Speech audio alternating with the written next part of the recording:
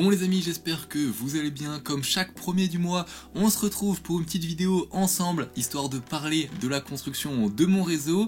Et aujourd'hui, un épisode un petit peu différent, car on va pas beaucoup avancer sur le réseau, mais on va parler de sujets très intéressants. Et oui, dans la dernière vidéo, on avait installé les voies de la gare cachée, histoire qu'on puisse faire des petits roulages à la main et pour voir un petit peu ce que ça donnait donc directement sur le réseau. Donc si vous n'avez pas vu cette vidéo, je vous invite clairement à aller la voir. Et aujourd'hui, ce qu'on va faire, c'est qu'avant de passer à la suite, donc de commencer à poser les voies des pentes pour arriver au niveau principal, de la gare principale, etc., c'est qu'on va réfléchir à la structure du câblage du réseau ensemble, histoire qu'on ait quelque chose d'assez sympa, de qualité, et que vous puissiez me donner des conseils aussi, hein, parce que je tiens à préciser, je ne suis pas électricien, je ne suis pas professionnel dans ça, donc je vais sûrement faire beaucoup d'erreurs, parce que bon, le câblage c'est vraiment l'étape la plus difficile, où on peut faire le plus d'erreurs, et où je pense que je vais faire pas mal d'erreurs, j'ai pas mal galéré. Donc si vous avez des conseils à me donner, n'hésitez pas dans les commentaires. Bon, reprenons les bases. Si vous avez regardé les premières vidéos, vous le savez déjà, mais moi, mon réseau, j'ai envie de le contrôler avec mon ordinateur. Alors comment est-ce qu'on fait ça? Alors je vais vous le résumer très rapidement parce que c'est un petit peu plus complexe que ça, mais ce qu'on va faire, c'est qu'on va connecter notre centrale, donc la Z21, à notre PC, et ensuite on va devoir faire des modifications sur notre Z21 pour qu'elle parle le même langage que l'ordinateur, histoire que l'ordinateur puisse envoyer des commandes à la centrale et que la centrale puisse envoyer des feedbacks à l'ordinateur. Donc là je vous ai vraiment fait un résumé très rapide, mais je pense que je vous ferai une petite vidéo vraiment spécifique sur ce sujet. J'ai pas mal galéré et franchement, c'est pas ultra simple. Donc une petite vidéo assez claire pour vous aider aussi vous, si vous êtes intéressé par le fait de contrôler votre réseau par ordinateur, je pense que ça peut être quelque chose de pas mal. Et donc je travaillerai là-dessus sur une vidéo qui sortira, je sais pas, peut-être dans 1 mois, 2 mois, 3 mois, on verra quand j'aurai le temps de faire ça. Mais voilà, donc ça c'est vraiment la base de notre système, il faut que notre ordinateur puisse communiquer avec notre centrale qui est la Z21, et la première étape pour ça, ça a été tout simplement de prendre un gros câble Ethernet. Les câbles Ethernet, c'est les câbles qui ressemblent à ça, en gros c'est les câbles qu'on utilise pour le réseau, le Wi-Fi par exemple, et ça j'ai dû donc connecter une extrémité à mon ordinateur et une deuxième extrémité dans la Z21. Et bon, comme dans ma chambre, mon ordinateur et la Z21, ils sont pas voisins, et j'ai dû aller chercher un câble Ethernet de 48 km de long.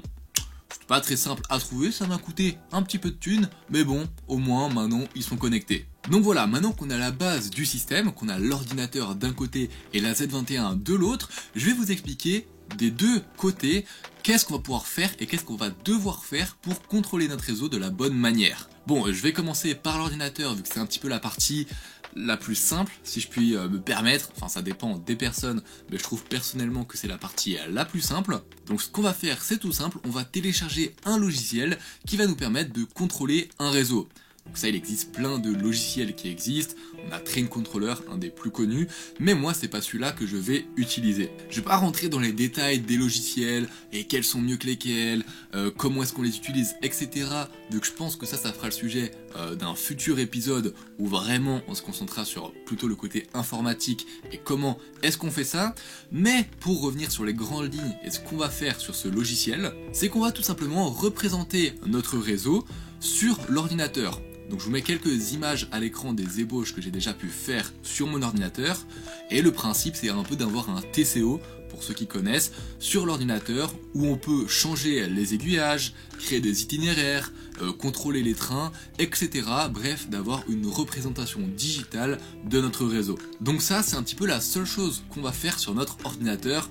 Bon, je dis la seule chose, c'est quand même quelque chose qui va durer très longtemps, qui va être très galère et où je vais sûrement faire pas mal d'erreurs, mais en gros c'est la seule chose qu'on a à faire. Si on enlève la configuration des locomotives, la configuration des cantons, mais bref, ça comme je vous dis, ça fera l'objet d'un futur épisode. Maintenant, si on quitte le côté des nerds et qu'on repart dans la vraie vie, dans le monde réel, et qu'on se concentre sur la Z21, ce qui se passe, c'est que tout simplement la Z21, c'est un petit peu un hub, c'est un petit peu l'endroit principal, le module de base, qui va diriger les infos vers plein de modules secondaires. Donc pour revenir à la base de la Z21, qu'est-ce que c'est? La Z21, c'est une centrale, donc comme une autre, comme il en existe plusieurs, comme Merklin en fait, etc. Donc vous pouvez très bien avoir simplement un réseau avec des voies, connecter la Z21, donc avec les fils électriques, sur le réseau, et faire tourner vos trains comme cela, il n'y a pas de souci. C'est une centrale et ça c'est la manière la plus simple de l'utiliser. Maintenant, comme moi j'ai envie de contrôler mon réseau port ordinateur, on va un petit peu complexifier tout ça. Et ouais, ça devient un petit peu plus compliqué. Ce qui se passe, c'est que la Z21, ça ne va plus être une centrale directement connectée au rail, on va avoir des intermédiaires, des modules qui vont s'occuper de différentes choses. Ah, et vraiment, le but de cette vidéo, c'est de vous expliquer comment mon réseau va fonctionner, mais dans les futurs épisodes, je vous montrerai vraiment avec des exemples, histoire que ce soit plus simple pour vous. Mais bref, si on revient à la Z21 et au module, ce qui se passe, c'est que ma Z21, ça va être le hub, et ensuite, par exemple, on aura un module qui va gérer les aiguillages. Donc une fois que mon ordinateur enverra une info pour changer un aiguillage, la Z21 va recevoir l'information de mon ordinateur, et c'est un petit peu comme un centre de logistique, elle va prendre l'information et elle va l'envoyer au module qui gère l'aiguillage concerné. Ensuite, il existe un autre type de module, les modules détecteurs, je vais appeler ça comme ça, et ça c'est les modules qui vont gérer les cantons. Et donc ça marche un petit peu dans l'autre sens. Le module de détection, il va vérifier s'il y a un train ou pas sur un certain canton. S'il y a un train qui occupe le canton, le module de détection va envoyer l'info à la Z21 et la Z21 va envoyer l'info à l'ordinateur. Ah, et pour ceux qui ne savent vraiment pas à la base ce que c'est un canton c'est tout simplement une portion de voie qui est limitée entre deux aiguillages, pour la plupart du temps, et qui va permettre de protéger la circulation, car dans un canton, il peut y avoir qu'un train à la fois, ce qui permet d'éviter les collisions. Donc voilà, en gros, pour le gros du système, on a la Z21 qui va être connectée à différents modules, des modules d'aiguillage qui vont contrôler les infos qui seront concernées par les aiguillages, et des modules de détection qui va permettre à l'ordinateur de savoir où les trains se trouvent sur le réseau. Donc voilà, je sais que ça fait pas mal d'infos, j'espère que j'ai été clair. Si c'est pas le cas, vous me le dites et j'essaierai de faire des meilleures explications dans le prochain épisode. Mais sincèrement, moi j'ai dû aussi pas mal réfléchir pour comprendre comment fonctionnait ce système. Vu que moi, au début, je ne savais pas comment faire. Et donc j'ai dû réfléchir, j'ai regardé les manuels de Rocco, de Fleischmann, etc. pour comprendre. Et là, j'essaye vraiment de vous simplifier au maximum. Mais bon, je vais détendre un petit peu l'atmosphère, on va un petit peu faire reposer le cerveau, on va se calmer, vu qu'avant de retourner dans le vif du sujet, on va faire les questions du jour. Et ouais, pour ceux qui ne connaissent pas, dans chaque épisode, je reprends des questions qui viennent de l'épisode précédent et j'y réponds. Ça permet d'échanger et d'avoir de l'interaction. Donc si vous aussi, vous avez des questions, n'hésitez pas à les écrire dans les commentaires. La première question, c'est une question de Thibaut Flotteur 941, j'espère que je prononce bien le pseudo, qui me demande: comment se porte le modélisme ferroviaire en Suisse? Est-ce une pratique connue, courante, avec beaucoup d'expos et de pratiquants? A bientôt pour ta prochaine vidéo et bon courage pour la suite de la pause des voies. Alors déjà, merci beaucoup, c'est ultra gentil. Alors, le modélisme ferroviaire, comment est-ce que c'est en Suisse? Alors cette question, j'ai un petit peu de la peine à y répondre, tout simplement parce que j'ai pas fait énormément d'expositions dans ma vie. Moi, je fais pas mal de choses dans ma vie et j'ai pas pris forcément beaucoup de temps pour faire des expositions. Après, pour ce qui est du modélisme ferroviaire ou des trains miniatures de manière plus générale, j'ai l'impression que ça va un petit peu mieux dans la Suisse par rapport à la France. Déjà, si je me base sur mon enfance, je sais qu'en Suisse, à pas mal d'endroits, on a des sortes de trains de jardin un peu publics. Donc à Lausanne, il y en a deux, un vers Puy, un vers Vidi, où je mets quelques images à l'écran. C'est des sortes de trains où tu peux faire des tours, c'est en pleine ville. Et quand j'étais petit, j'ai fait des milliers et des milliers de tours avec ces trains-là. On a aussi le Swiss Vapor Park qui démocratise de fou aussi un petit peu l'entrée vers le train miniature, même si c'est des trains qui ont assez une taille conséquente.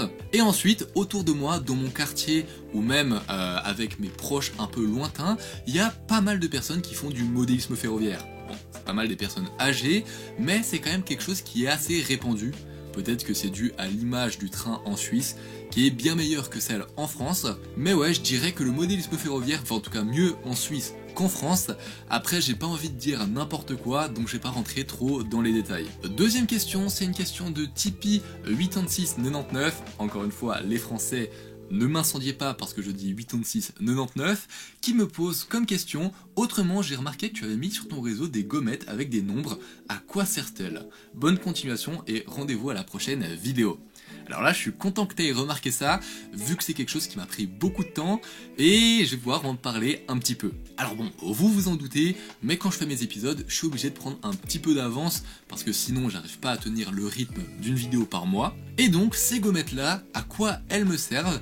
C'est tout simplement parce que j'ai déjà commencé à faire le câblage, et j'ai déjà commencé à travailler un petit peu sur le logiciel sur mon ordinateur, et ces gommettes, elles me servent à me retenir, à retenir les adresses que j'ai données aux certains aiguillages de mon réseau, et aussi à la longueur des comptons. Donc j'ai des gommettes où par exemple c'est écrit 169,5, ça veut dire que le compton mesure 169,5 cm. Ou des gommettes où c'est écrit 69, ça veut dire que l'adresse de l'aiguillage est 69. Et en gros j'ai mis des couleurs différentes pour chaque chose. J'ai des gommettes, je sais plus de quelle couleur pour les aiguillages, et des gommettes d'une autre couleur pour la longueur des comptons, etc. Et ça c'est un conseil que je peux vous donner. Notez un maximum de choses, soit sur des feuilles, soit directement sur votre réseau, ça va vous économiser beaucoup de temps. Bon, troisième et dernière question de l'épisode, c'est une question qui nous vient de Benoît Velin 8796 qui me demande: comment as-tu appris à poser de la voie ou faire du modélisme ferroviaire en général? Alors ça c'est une très bonne question, parce que même moi en fait je ne saurais pas vraiment dire. En fait il faut savoir que depuis que je suis tout petit, depuis que je pense j'ai 4-5 ans, j'ai des voisins qui font du modélisme ferroviaire, et du coup j'allais souvent chez eux pour voir tourner les trains. Enfin c'est quelque chose qui m'est venu assez jeune. Ensuite j'en avais un petit peu parlé dans les premières vidéos de la chaîne, mais ma passion elle m'est venue suite à la visite chez un voisin de mes grands-parents, j'espère que vous suivez, qui avait un réseau incroyable. À son décès, il a passé un petit peu de matériel à mon grand-père qui a commencé une maquette chez lui, et c'était un petit peu une maquette en projet commun, c'est-à-dire que lui il avançait beaucoup, mais moi je l'aidais sur 2-3 trucs, etc. Et donc c'est un petit peu avec mon grand-père que j'ai appris les bases du modélisme ferroviaire. Ensuite, quand j'ai lancé ma première maquette chez moi, encore une fois vous avez des vidéos et des photos de cette maquette là dans les premières vidéos, et j'ai commencé à pas mal regarder de vidéos YouTube sur internet, ou même aller sur des sites, sur des forums pour un petit peu apprendre 2-3 trucs. Moi je suis quelqu'un dans la vie de tous les jours, je suis vraiment autodidacte, j'aime bien apprendre par moi-même, et du coup je me suis renseigné, j'ai acheté des revues, j'ai aussi du coup des petits livres que j'ai achetés qui m'ont permis de me former. Je vous les avais montrés dans le dernier épisode ou celui d'avant, donc des livres de LR Press, et donc c'est un petit peu un mélange de tout ça, de vidéos YouTube, de petites revues, de petits livres, de connaissances de mon grand-père, etc. qui font qu'aujourd'hui j'arrive à avoir ces compétences là. Je suis encore très loin de maîtriser tous les domaines du modélisme ferroviaire, mais ça va plutôt bien, et je suis jeune, donc j'ai encore le temps d'apprendre, et puis voilà quoi. En tout cas, merci énormément pour ces questions, elles étaient très intéressantes, et moi j'adore vraiment avoir ces interactions là avec vous, donc comme je l'ai dit au début, si vous avez des questions, vous savez ce qu'il vous reste à faire. Bon, je vais pas vous mentir, il y a un petit peu un imprévu, tout simplement parce que là, dans mon script que j'ai créé, on est à peine à là, et il y a encore d'autres feuilles, etc. Mais j'ai tout simplement pas le temps de continuer, parce que moi je fais du foot, et là j'ai rendez-vous dans 1h30, donc je dois gentiment me préparer et y aller. Ce qui fait que j'ai pas le temps en fait de finir cet épisode, et ce mois-ci j'ai pas mal voyagé avec des amis, avec le foot, etc. Et donc c'est un mois où j'ai pas eu énormément de temps pour faire cet épisode. Pour vous dire, si on regarde la date, on est le... Focus, fais-toi. Bon, on est le 29 mars, c'est-à-dire que l'épisode il sort dans 2 jours. Et je filme ça que maintenant, donc j'aurai pas le temps de le finir, je suis désolé, mais bon, on a déjà un épisode plutôt pas mal, ce qui fait que le prochain épisode, il risque d'être assez solide, on aura pas mal de choses à voir ensemble. Parce que oui, j'allais un petit peu vous montrer comment est-ce que je comptais câbler mon réseau avec des schémas, etc. Aussi quel matériel j'allais utiliser pour câbler proprement, et j'allais aussi vous donner des petites astuces pour débuter le câblage de votre réseau. Mais là ça va être trop short, et je préfère faire un épisode un peu plus court mais qui garde une certaine qualité plutôt que de me speed et de faire ça tout vite au dernier moment.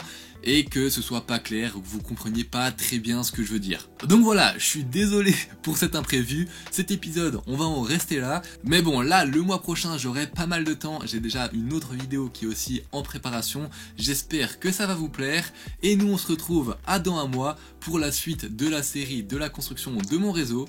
J'espère que cette vidéo vous a plu, c'était Mini Rails, ciao les gens!